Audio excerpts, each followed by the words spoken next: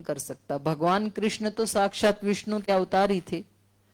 वो अर्जुन से मिलने से पहले तो दुर्योधन से मिले थे, शांति दूत बन करके गए थे ना, कि भाई थोड़ी सी जमीन इनको दे दो, थोड़ा आप ले लो, तो क्यों झगड़ा कर रहे हो फालतू में घर में।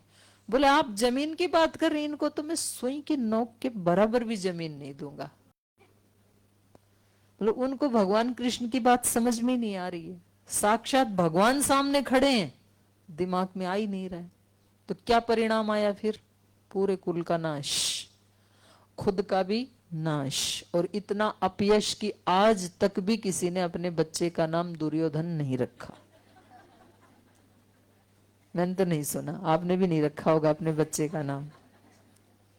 कंस, उनके सामने भी साक्षात विष्णु थे, नहीं समझा। उनके पिता बड़े भक्त थे, उनकी बहन कितनी भक्त कि साक्षात विष्णु उनके गर्भ से ही पैदा हुए, लेकिन ग्रहणशीलता नहीं है ना, तो कितना भी अच्छा गुरु हो, सिद्ध योगी गुरु हो, या भगवान भी धरती पे उतर के आए, समझ में नहीं आता है। शिशुपाल को कितने चांस दिए भगवान ने, समझ में नहीं आया। लेकिन तो हमें अपनी ग्रहणशीलता को बढ़ाना चाहिए। देखो हर समय बहनों को ना यहाँ पर इस भाव चेतना में रहना चाहिए कि अभी ये 4-5 दिन का टाइम मिला, ये मेरे जीवन का सबसे गोल्डन पीरियड है। गुरुओं के धाम में रहना, गुरुओं के सानिध्य में रहना, ये स्थान भी बहुत पवित्र है। इसका एक एक कण आपको त्याग तपस्या का उपदेश दे रहा है। भाई जिस जमीन के ऊपर इन गुरुजनों के चरण टिके हैं, मैंने तो कई आश्रमों में मैं गई परम पूज्य गुरुदेव के साथ, अभी गए थे मथुरा, तो जिधर से महाराज जी गए तो बाद में वो बहनें उन चरणों को ऐसे छू रही थी, जिधर से गए उस मिट्टी को ऐसे छू रही थी, माथे से लगा रही थी कि यहां से गुरु जी गए हैं। तो आप सोचो जहां ये लोग यहाँ रह रहे हैं, जहां इनके चरण गिर रहे हैं, तो वो कितनी पावन जमीन है। युग पुरुष जहां फिजिकल चरणों से चल के जा रहे हैं, तो कितनी पावन धरती है वो, और उसमें हम बैठे हैं, इससे बड़ा सौभाग्य क्या होगा। तो हमारी ग्रहणशीलता, हमारी श्रद्धा जितनी होगी उतना हमारे जीवन का उद्धार होगा। गुरु और सेवा जीवन रथ के दो प्रबल चक्र हैं। हम सब का जीवन यदि हम रथ कहें, ये शरीर तो रथ ही है, और इसमें रहने वाला जो आत्मा है वो है रथी, और वो रथी जब निकल जाता है तो बन जाती है अरथी। उठा के ले जाते हैं ना कंधे पे, उसको अरथी ही बोलते हैं। अरथी का मतलब है अरथी। अब इस रथ में रथी नहीं है, रथी से रहित हो गई है, इसलिए अर्थी बोलते हैं उसको। तो ये हमारा जो जीवन का रथ है, इसके दो चक्र हैं, आगे दो चक्रों से बढ़ेगा ये रथ। एक है गुरु और दूसरा रथ है सेवा। गुरुओं से शक्ति का अर्जन करना है, ज्ञान का अर्जन करना है, भक्ति का अर्जन करना है, और फिर सेवा में उसका विसर्जन करना है। यहां आप सब बहनें आई हैं, आपको कितने महापुरुषों का प्रसाद मिल रहा है। आज अभी मेरे सेशन के बाद आदरणीय एनपी सिंह जी आएंगे भारतीय शिक्षा बोर्ड के बारे में बताने के लिए। कल आपको कितने बड़े बड़े साइंटिस्ट और परम पूज्य आचार्य श्री का आशीर्वाद मिला। तो ये सारा प्रसाद आप बटोर बटोर के अपने झोले में भर रहे हैं, अपनी डायरी में, झोले में।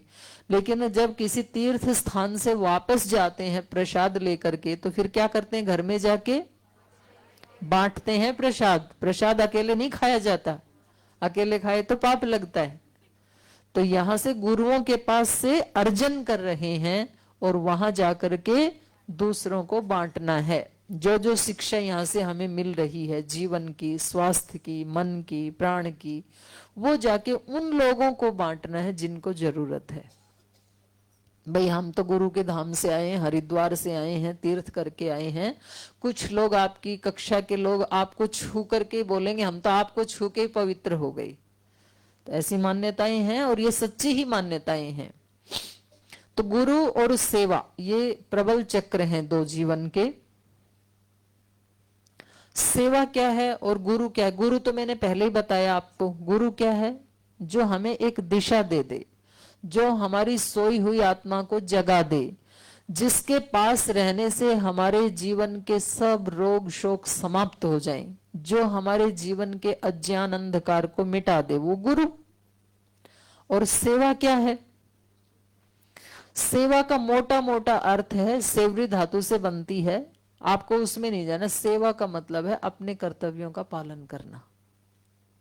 अनेक प्रकार की सेवा होती है, माता पिता की सेवा, गुरुजनों की सेवा, संतों की सेवा, दुखियों की सेवा, दरिद्रों की सेवा, कन्याओं की सेवा, राष्ट्र की सेवा, भगवान की सेवा, कितनी प्रकार की सेवाएं हैं। तो इन सब को मिलाने से एक शब्द जो निकल के आता है, सुबह से शाम तक इस सारी सृष्टि में जिन जिन के प्रति हमारा जो जो कर्तव्य है, उस कर्तव्य का पालन करना, ये सेवा है।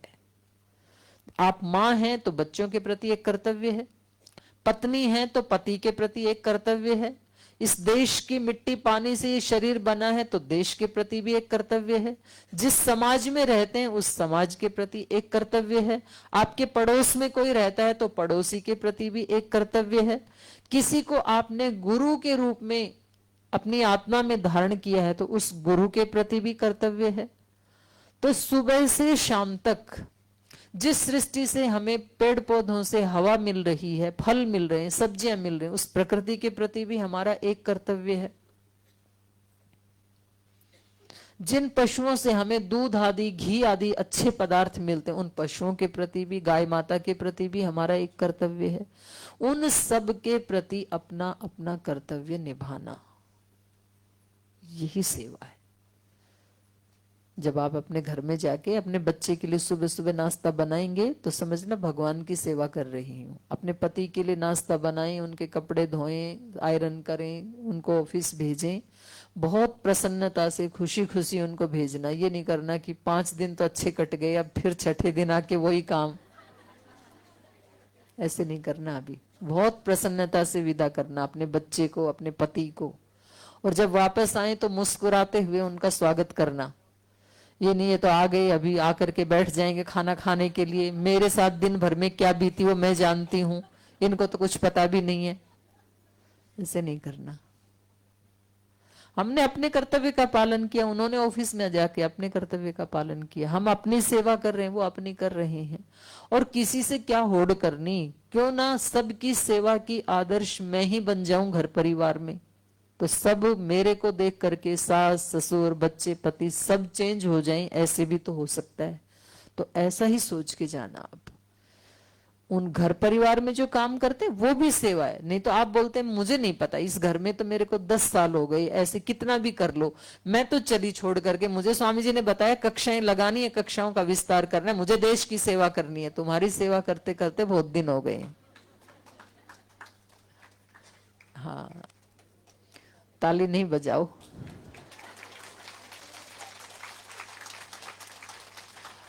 आप बोलो भगवान ने मुझे इतना कैपेबल बनाया है और ऐसे गुरु के पास भगवान ने मुझे भेजा है कि मैं बच्चे को भी आदर्श बनाऊंगी, पति के लिए भी आदर्श पतिव्रता पत्नी बनूंगी, सास ससुर के लिए भी आदर्श बहू बनूंगी, समाज के लिए भी आदर्श नागरिक बनूंगी और अपने गुरु के लिए एक आदर्श शिष्या बन के दिखाऊंगी।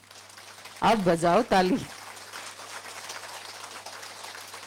इसका नाम है सेवा। तो सुबह से शाम तक अलग अलग कर्तव्यों में जहां हमें गुरु लगा दें, जहां भगवान लगा दें, कभी आपको कहा जाएगा कि आप भारतीय शिक्षा बोर्ड का काम करो, कभी आपको कहेंगे कि आप योग कक्षाओं का विस्तार करो, जहां भी लगा दें। कभी कहेंगे कि अभी आप केवल आशीर्वाद देने का काम करो। जैसे मैंने पतंजलि में आके अपने ही जीवन में देखा, पहले मेरे को पूज्य गुरुदेव, क्योंकि मैं तो व्याकरण आदि पढ़ के ही फिर सेवा में लगी थी, तो मैंने तो पढ़ाई तो नहीं की अभी यहाँ करके। हाँ, 96-7 में यहाँ रह करके एमए किया था, फिर पीएचडी किया था। पर जब 2005 से सेवा का कार्य शुरू हुआ, उससे पहले पहले मेरी पढ़ाई लिखाई सब संपन्न हो गई थी। तो पहले गुरुदेव ने कहा कि पढ़ाई की बात बाद में करेंगे, पहले संगठन की सेवा में लग जाओ। मैंने कहा ठीक है गुरुदेव। फिर 14 में आकर के कहा कि थोड़ा सा बच्चों को पढ़ाना भी शुरू करो, दोनों काम साथ करो। ठीक है गुरुदेव, जैसे आपकी आज्ञा है। फिर उसके बाद कहा कि नहीं, ये जो पढ़ा रहे हैं गुरु शिष्य परंपरा से, इसको विश्वविद्यालय से जोड़ दो, एक डिपार्टमेंट बनाओ, एक दर्शन का, एक संस्कृत का। तो ऐसे जैसे जैसे कहते गए हम वैसे वैसे सेवा करते, अभी भी वैसे ही करते हैं। जब जिस सेवा में गुरु लगा दें, भगवान लगा दें, उसी में परम प्रसन्न होकर के, जैसे हमारी पूज्य साध्वी देववाणी जी हैं, अब ये एक श्रेष्ठ आचार्य की सेवा भी दे सकती हैं, क्योंकि इन्होंने 21 शास्त्र स्मरण किए, इनके कंठ में है, विदुषी हैं। अब ये संगीत की फील्ड में भी बहुत बड़ी सेवा कर सकती हैं, क्योंकि भगवान ने इतना सुंदर कंठ दिया है। ये सीखती भी हैं, पुरुषार्थ भी करती हैं। फिर संगठन में भी अभी गुरुदेव ने लगाया, उसमें भी प्रबल पुरुषार्थ कर रही हैं। हमारी पूज्य साध्वी देवादिति जी हैं, बीटेक करके, एमटेक करके अच्छी सी नौकरी दिल्ली में करती थी, और बहुत अच्छा अपना कोई फ्लैट, घर, मकान बना सकती थी। बहुत अच्छे किसी सांसारिक दृष्टि से किसी अच्छे व्यक्ति के साथ संबंध जुड़ सकता था, खा पी के ऐश करके आराम से, एक जिसको कहते हैं ना सांसारिक दृष्टि से सुखी। इकलौती बेटी है अपने माता पिता की, वो नौकरी को छोड़ के और गुरु की शरण में आ गई। गुरु जी ने कहा कि बेटे संगठन की सेवा करो। आप 5 प्रांत तो भारत में देखती हैं, और नेपाल में राष्ट्रीय स्तर पे राष्ट्र प्रभारी के रूप में सेवा करती हैं। तो कितनी बड़ी सेवा है ये, जो गुरु ने कहा वैसे लग गए।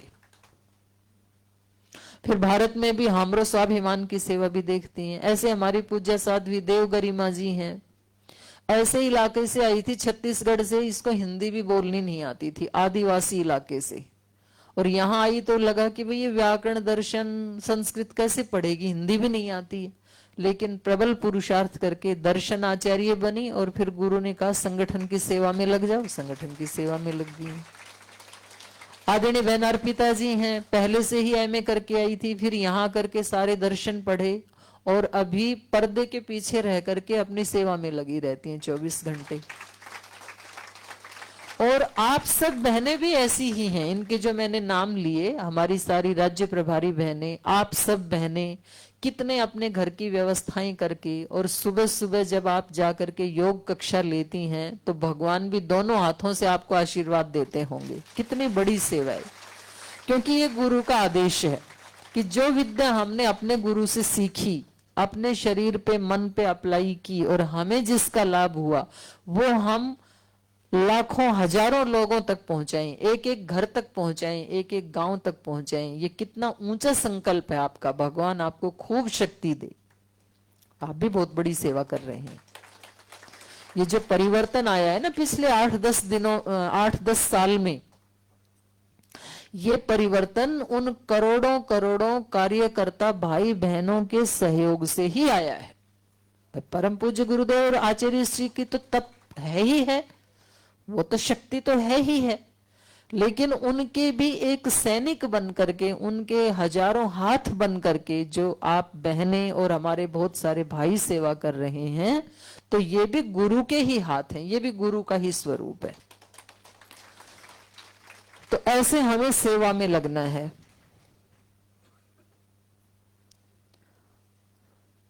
सुख का सबसे सहज साधन है गुरु की सेवा, ये उसी के साथ जुड़। हर व्यक्ति, हर आत्मा सुखी रहना चाहती, कोई भी दुख नहीं चाहता अपने जीवन में।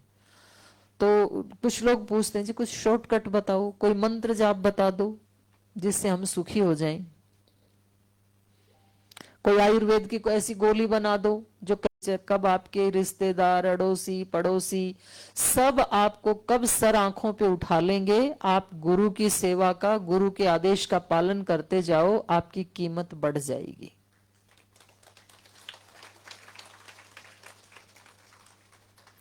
जैसे अभी मैंने उदाहरण दिया ना कि समिधाएं अग्नि में गिर करके अग्नि का ही रूप हो जाती हैं, ऐसे शिष्य जन अपने गुरु के सानिध्य में आकर के गुरु के ही प्रतिरूप हो जाते हैं।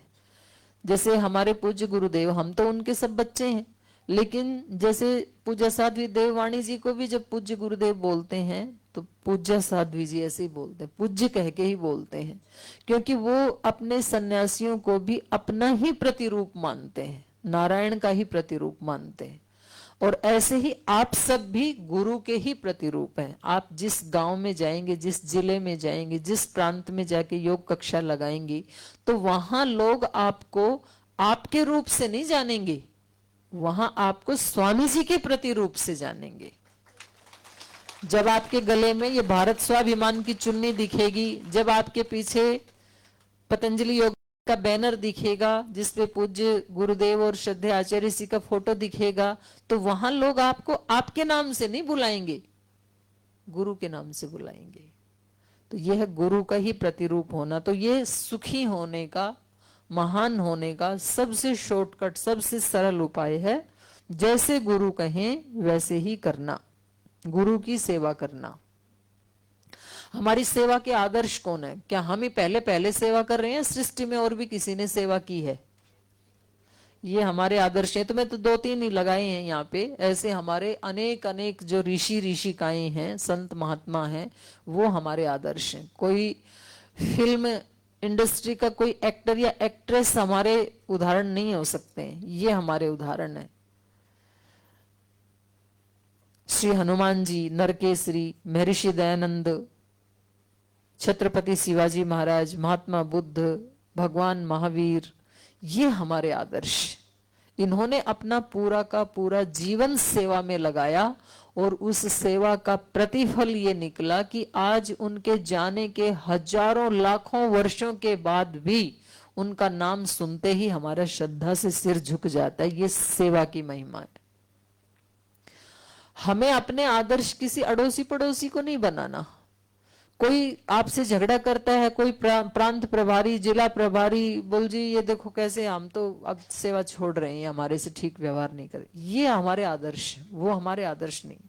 कोई झगड़ा करता है, छल कपट करता है, वो गुरु का प्रतिरूप हो ही नहीं सकता है। और कभी भी सेवा से नाराज नहीं होना। कभी आपका मन ना भी करे तो आप इसलिए योग कक्षा में जाना कि मेरे गुरु एक दिन भी कक्षा मिस नहीं करते, ये मेरा कर्तव्य है। हो सकता है कभी आपको शारीरिक रूप से कुछ थोड़ा बहुत कष्ट हो, मानसिक रूप से कष्ट हो, तो भी आप कक्षा में जरूर जाना। किसी भी हालत में अपने कर्तव्य का पालन नहीं छोड़ना। ये हमें अपने गुरु से सीखना है। होता है कभी कभी ऐसे, और आप देखोगे घर से जब चले तो आपका बिल्कुल ही मन थोड़ा परेशान था, दुखी था, लेकिन जैसे ही कक्षा में गए चेंज हो गया। तो कितनी बड़ी उपलब्धि है ये। तो ये हमें नियम करके जाना है, क्योंकि हमारे गुरु अपने जीवन से हमें ऐसे सिखा रहे हैं कि कभी भी अपने सेवा के कार्य को, अपने कर्तव्य कर्म को नहीं छोड़ना। जैसे घरों में हमें माता पिता गुरुजन सिखाते हैं ना कि बेटा कभी नाराज भी हो जाओ तो कभी भी खाना खाना मत छोड़ना, क्योंकि अन्न ब्रह्म है, तो ब्रह्म नाराज हो जाएंगे, तो खाना खाना है, नाराज होके भी अन्न नहीं छोड़ना। घर परिवार में नाराज हो भी जाए किसी से तो 10 मिनट से ज्यादा नाराजगी को आगे नहीं बढ़ाना। ये पतंजलि योगपीठ से सीख के जाओ। इतना बड़ा परिवार है, कभी ना कभी किसी ना किसी का मन भेद, मतभेद हो जाता है, लेकिन अगले 10 मिनट के बाद सब वैसा ही। ये पतंजलि योगपीठ से, ये पूज्य गुरुदेव से, श्रद्धेय आचार्य जी से सीखने की बात है। तो आप अपने ये संकल्प लो, क्योंकि संगठन में कई बार जिला प्रभारी, राज्य कार्यकारिणी या अन्य कोई संवाद प्रभारी आदि, भाई बहन, कभी ना कभी तो हो ही जाता है, बड़ा परिवार है। तो 10 मिनट से ज्यादा किसी से नाराज मत होना, क्योंकि जीवन का भरोसा नहीं है, पता नहीं कब अंतिम विदाई हो जाए। तो हमें कोई भी ऐसी चीज अपने जीवन में साथ नहीं लेके जानी जो जाते समय कष्ट हो, तो थोड़ी देर में ठीक कर लेना अपने आप को। तो ये हमारे आदर्श हैं। महर्षि दयानंद को कितनी बार जहर पिलाया? 16 बार। और लास्ट टाइम तो इनके अपने रसोई वाले ने ही जहर पिलाया, जो इनकी सेवा में था, जगन्नाथ। तो भी इन्होंने उनको किराया दे करके कहा कि तुम रातों रात निकल जाओ, कहीं दूसरी जगह चले जाओ, लोगों ने अगर पकड़ लिया तो आपको पीटेंगे। तो ये हैं हमारी सेवा के आदर्श।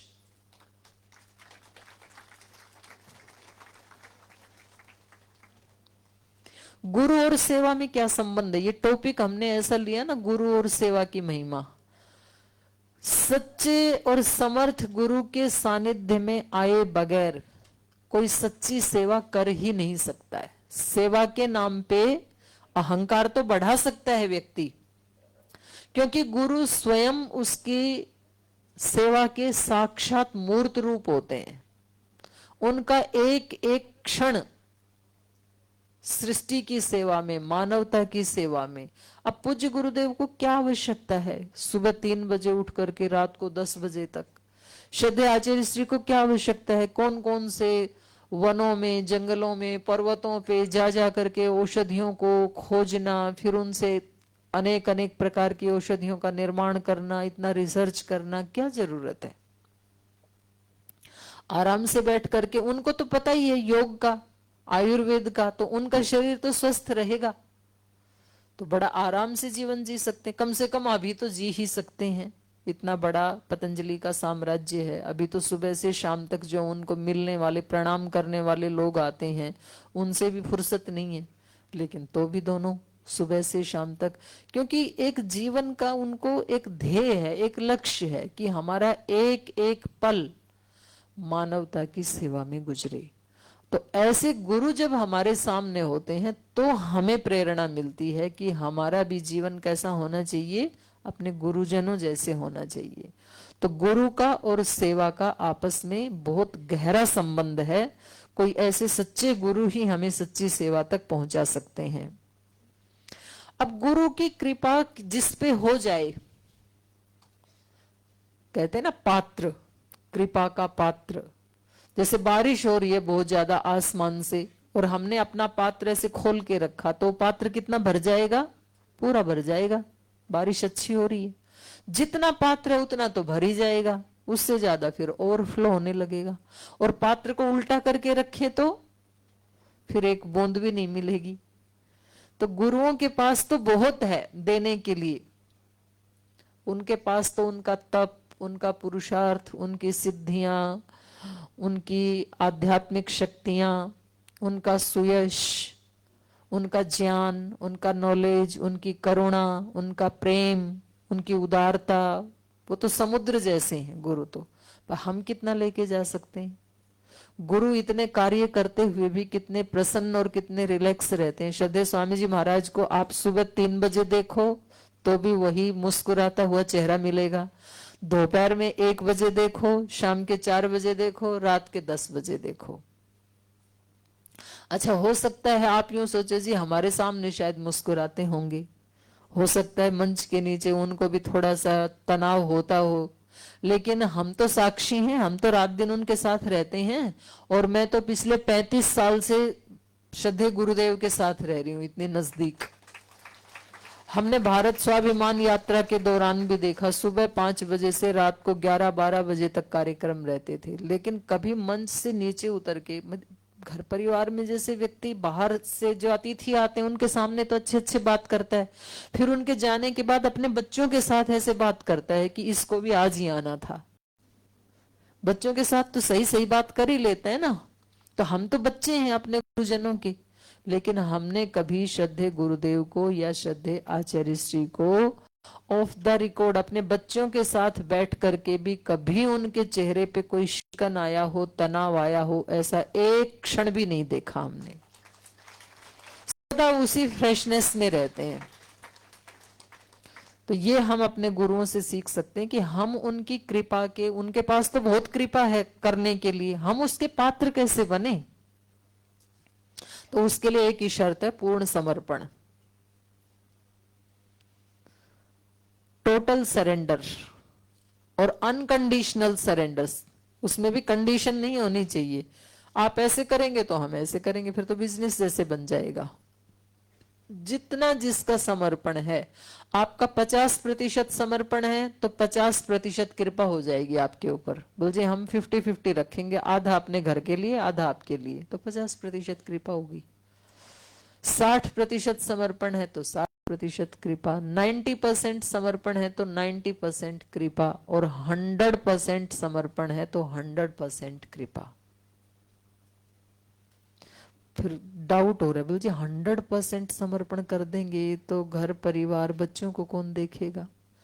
आपने कर दिया तो अब घर परिवार बच्चों की जिम्मेदारी गुरु की है ना, आपकी है ही नहीं। तो हो सकता है 100% समर्पण हो सकता है, हो सकता है। किस किस का हो सकता है? 100% समर्पण हो सकता है। कुछ एक दूसरे को देख देख के हाथ उठा रहे हैं, उठा लो, मौका है। आपका घर अभी जो चल रहा है उससे 100 गुना ज्यादा अच्छा चलेगा। कुछ समर्पण को ऐसे समझ रहे हैं कि जी फिर हमारा घर कैसे चलेगा। मेरा आपकी कृपा से सब काम हो रहा है, करते हो तुम गुरुजी मेरा नाम हो रहा। पूर्ण समर्पण था, मीरा माता का पूर्ण समर्पण था, तो पूरी कृपा हो गई। पूर्ण समर्पण से ही पूर्ण रूपांतरण होता है।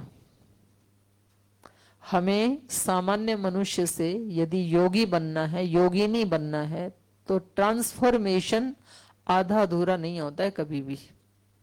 या तो पूरा होता है या तो नहीं होता है। जब होगा, जैसे हमें पानी से भाप बनाना है, पानी को भाप में ट्रांसफर करना है, तो कितनी डिग्री पे भाप बनेगी? 100 डिग्री पे, 99 पे भी नहीं बनेगी। पानी खूब गर्म होगा लेकिन भाप नहीं। वो गुरु कृपा है। और फिर उसको छोड़ देना होता है थोड़ी देर के लिए। जैसे हमें दही चाहिए, तो ऐसा नहीं हो सकता जामुन डाला फिर 1 घंटे के बाद कड़छी चला के देखी दही बना कि नहीं बना, नहीं। तो फिर 1.5 घंटे के बाद फिर आके कड़छी से निकाल के देखा, दही तो नहीं बना। फिर 2 घंटे के बाद फिर कड़छी घुमाई, दही बनेगा क्या? कैसे बनेगा? आप तो रोज दही बनाते हो। कितने घंटे के लिए? 5-6 घंटे छोड़ दो, उसको छेड़ना ही नहीं है। एक बार जामुन लगाया तो 4-6 घंटे उसको बिल्कुल शांति से छोड़ दो, बीच बीच में चेक नहीं करना। तो ऐसे गुरु को बीच बीच में चेक नहीं करना। पतंजलि गए थे, गुरुजी ने सिर पे हाथ रखा था, गुरु की कृपा हुई कि नहीं हुई? बच्चा तो पास ही नहीं हुआ एग्जाम में, कृपा हुई कि नहीं हुई? डाउट नहीं करना। एक बार छोड़ के शांति से आप थोड़ा वेट करो, इंतजार करो। उस अवधि के बाद सब कुछ चेंज हो जाएगा। दूध से पूरा दही बन जाएगा, फिर कभी दूध नहीं बनेगा। Unconditional surrender. तो ये सारे गुरु से आशीर्वाद लेकर के, गुरु से उपदेश लेकर के जो हम सेवा के कार्य कर रहे हैं, और उस सेवा से जो पुण्य अर्जित कर रहे हैं, सेवा अर्जित जो पुण्य है उसके लाभ क्या क्या होंगे। क्योंकि मनुष्य को जब तक लाभ की बात ना बताएं, सारी बातें ऊपर से चली जाती हैं, तो उसको समझ नहीं आता है। तो देखो, आपको थोड़ा वैसी भाषा में बता रही हूं। शारीरिक लाभ, आप सोचिए, आप में से कितनी ऐसी बहनें हैं जिनको योग से जुड़ने से पहले कोई ना कोई रोग था, छोटा या बड़ा? देखो कि लगभग लगभग मैक्सिमम बहनें ऐसे हैं जिनको कोई ना कोई था। नीचे कर लीजिए। अब आप सोचो, यदि आप योग की शरण में नहीं आते और डॉक्टरों के पास जाते, तो अब तक कितने तो आपके पैसे खर्च हो गए होते, और मानसिक रूप से स्टेरॉइड खा खा करके आप कितने तनावग्रस्त हो गए होते। तो ये गुरु की ही कृपा। गोली दवाई दे के चले जाते थे और लगता था घर वालों को कि ना तो कुछ काम करती है, और इसको डॉक्टर के यहाँ लेके जाओ, इतने पैसे खर्च करवा देती है। और उनकी आंखें और उनके हाव भाव जब आप देखते थे तो आपको कैसा लगता था? लगता था कि भाई इससे अच्छा तो इस जीवन से मुक्ति मिल जाए जो इन लोगों का इतना सहन करना पड़ रहा है। तो एक वो मानसिक स्थिति थी, एक आज की मानसिक स्थिति है कि आप स्वयं 100, 200, 500, 1000 लोगों को खुशियां दे सकती हैं। ये कितना बड़ा लाभ है। क्योंकि जब आप शिविर करवाने के लिए बाहर जाएंगे, में अच्छे गहने कपड़े खरीदने में, अच्छी गाड़ी मोबाइल खरीदने में काम आ रहे हैं, तो आर्थिक लाभ हो गया कि नहीं हो गया? और केवल आपका ही नहीं हुआ, आपने कई लोगों का आर्थिक लाभ कर दिया। इस देश का पिछले 10 वर्षों में यदि कैलकुलेशन किया जाए सब भाई बहनों का मिला करके, तो इस देश का कम से कम लाखों करोड़ रुपए जो मल्टीनेशनल कंपनियां दवाइयों के नाम पे लूट के ले जाती थी, वो पूज्य गुरुदेव ने अपने भारत में बचा लिया बाहर जाने से। ये कितना बड़ा आर्थिक लाभ है। और वही फिर लोग आकर के दान देते हैं, बोल जी वहां भी तो दे के आते, यहां देंगे तो आप सेवा में लगाएंगे। तो आर्थिक लाभ, सामाजिक लाभ। पहले तो आप जब बीमार थे तो आपके घर वाले ही आपको सम्मान से नहीं देखते थे, तिरछी नजर से देखते थे। अब आप जब बाहर जाते हैं तो आपको सैकड़ों लोग जी कार्यक्रमों में बुलाते हैं, सम्मान देते हैं, स्टेज पे बुला के आपको पुष्प गुच्छ हाथ में देते हैं, फूल मालाएं पहनाते हैं। कितने लोगों में आपके नाम के सुयश की चर्चा है। तो ये सामाजिक लाभ है।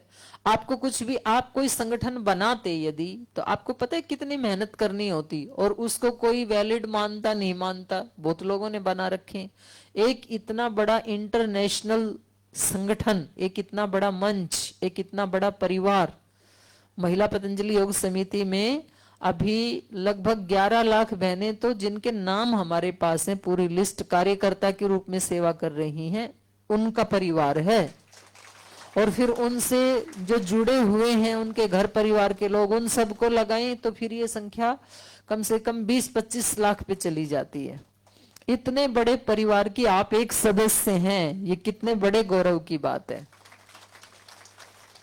घर में जैसे किसी के यहाँ 5-6 बहनें होती हैं, और जब वो सारी इकट्ठी होती हैं किसी विवाह शादी में, तो कितना आनंद आता है, सब बहनें इकट्ठी हो गई। और यहाँ पर तो अभी आप 500 बहनें इकट्ठी हुई हैं, और एक तो हम ऐसा कार्यक्रम करेंगे, पूरे देश की जितनी भी महिला पतंजलि योग समिति की बहनें हैं, महाकुंभ के समय वो एक महाकुंभ महिला पतंजलि योग समिति का ही हो जाएगा। क्योंकि 10 बहनें, आप थोड़ी कल्पना करो, आप 500 बहनें भी यहाँ ग्राउंड में खड़ी होती हैं तो ऐसा भरा भरा लगता है सब। तो अभी तो 1000 भी नहीं हुई हैं, और फिर लाख, फिर 10 लाख, फिर 20 लाख, तो पूरा एरिया में वहां बहनें बहनें दिखाई देंगी।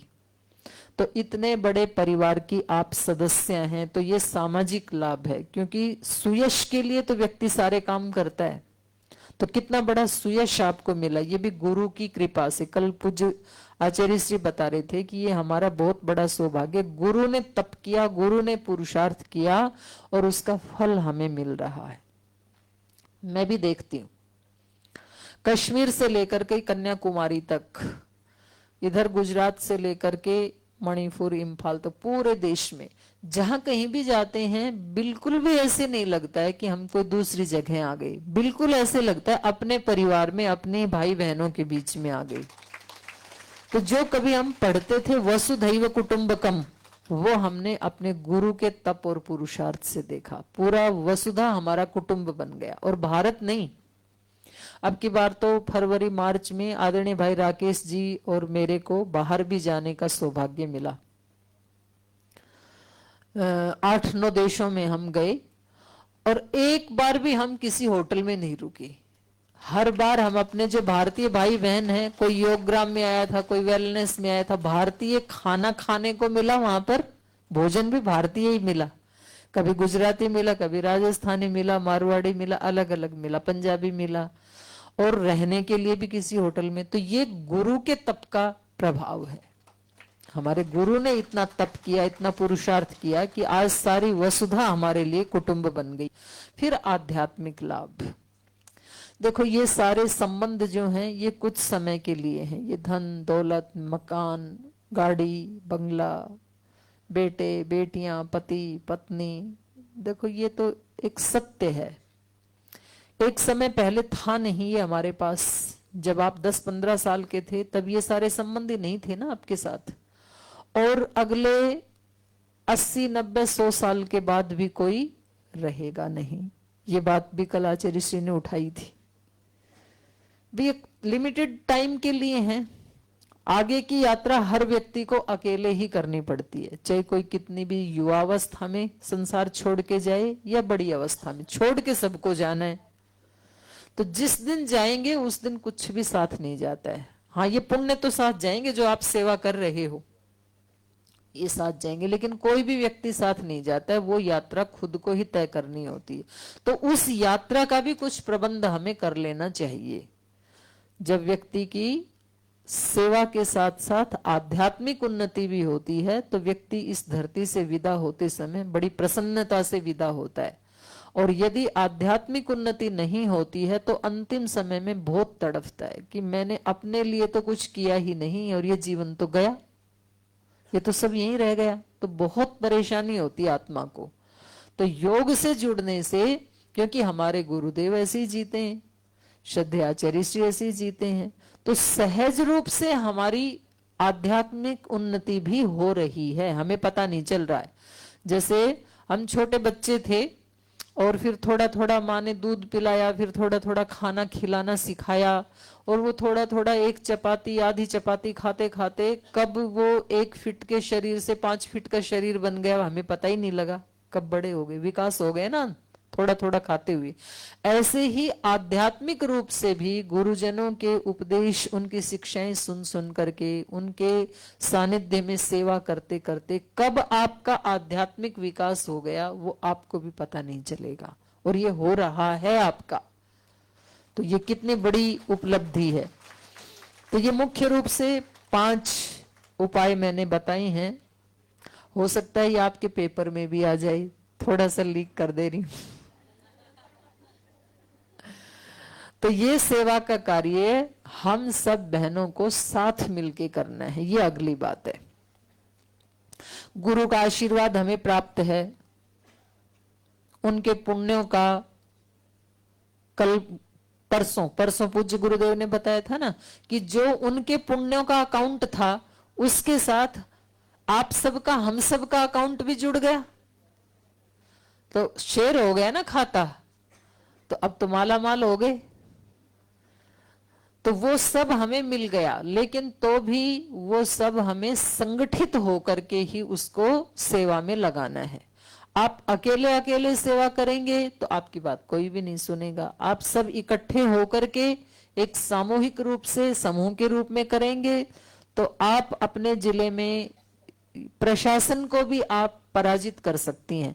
कहाँ आपको सड़क बनवानी है, कहाँ नालियां बनानी है, कहाँ सामाजिक कोई परिवर्तन करना है, कहाँ हॉस्पिटल खुलवाना है, कहाँ शराब का ठेका हटवाना है, तो एक जिले में कम से कम 1000-1500 महिलाएं एक साथ एकजुट होकर के किसी के भी ऑफिस में जाकर के आप एप्लीकेशन दे सकती हैं, धरना दे सकते हैं। जब आपको कहा जाए पूछ के मुख्यालय से, है ना, जाते मत करना ऐसे, लेकिन आपके पास वो पावर आ गई है। और वेद का भी अंतिम सूक्त ये है, संगच्छध्वम संबद्धध्वम संवो मनानसी जानताम देवा भागम यथा पूर्वे संजानाना उपासते। सारी सृष्टि भी मिलकर के ही काम कर रही है। ये सारी सृष्टि, आप सुबह सुबह देखो आकाश में पंछी उड़ते हैं तो मिलकर के ही उड़ते हैं। आप जंगल में जाकर के देखो हिरण आदि मिलकर के समूह में रहते हैं। वो ऐसे रहते हैं कि सुबह उड़ करके जाएंगे, शाम को आकर के उसी वृक्ष के ऊपर बैठते हैं। तो संघे शक्ति कलियुगे ऐसे भी कहा जाता है। और संघ में तो शक्ति कलियुगे नहीं, हर युगे होती है। तो हमेशा संगठित होकर के रहें। और संगठन में रहने में कभी कभी थोड़ा सा सहन करना होता है, ऊंचा नीचा हो जाता है, तो वहां पर सहन करने की शक्ति भी आ जाती है। और वो सहन करने की शक्ति हमारे आध्यात्मिक रूप से बड़े काम आएगी कभी ना कभी। तो ये आध्यात्मिक लाभ भी होता है साथ साथ रहने का। जैसे जो बच्चे घर परिवार में अकेले ही होते हैं ना, तो उनको कभी ना सुनने की आदत ही नहीं होती है, वो समाज में एडजस्ट नहीं होते हैं। फिर बोल जी मैंने कभी नो सुना ही नहीं अपने घर में। तो माता पिता को ना थोड़ा थोड़ा अपने बच्चों को टफ बनाना चाहिए। रफ टफ सुना है ना आपने, थोड़ा थोड़ा। जैसे यहाँ गुरुकुल में बच्चे आते हैं हमारे पास, तो वो 8-10 साल में ऐसे हो, इतने सोशल हो जाते हैं कि अब वो जीवन में कहीं भी किसी के साथ भी एडजस्ट करने में कैपेबल हो जाते हैं। लेकिन जिन बच्चों को हम बहुत ऐसे रखते हैं, जो वो बोले वो खाने को देते हैं, जैसे वो कहे वैसे ही करते हैं, तो फिर बड़ा मुश्किल है वो बच्चा जीवन में कहीं एडजस्ट हो पाएगा। तो साथ रह करके बहुत सारी शक्तियां हमारी विकसित होती हैं जो अकेले रह के कभी नहीं हो सकती हैं।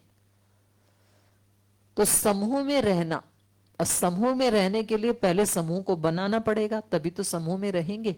तो आप सब बहनों को, कुछ जिले से आई हैं आप में से, कुछ तहसील से, कुछ गांव से, तो अपने अपने जिलों में हर महीने एक तो मीटिंग जरूर करना है। यद्यपि वो शाम वाले सेशन का विषय है मेरा, लेकिन अभी आ गया ये, तो इसलिए आपको बता रही हूं। अपने समूह को बढ़ाने की कोशिश करनी है आपको। जितना बड़ा आपका समूह होगा उतनी बड़ी आपकी शक्ति होगी। ये तो सीधा सा फार्मूला है।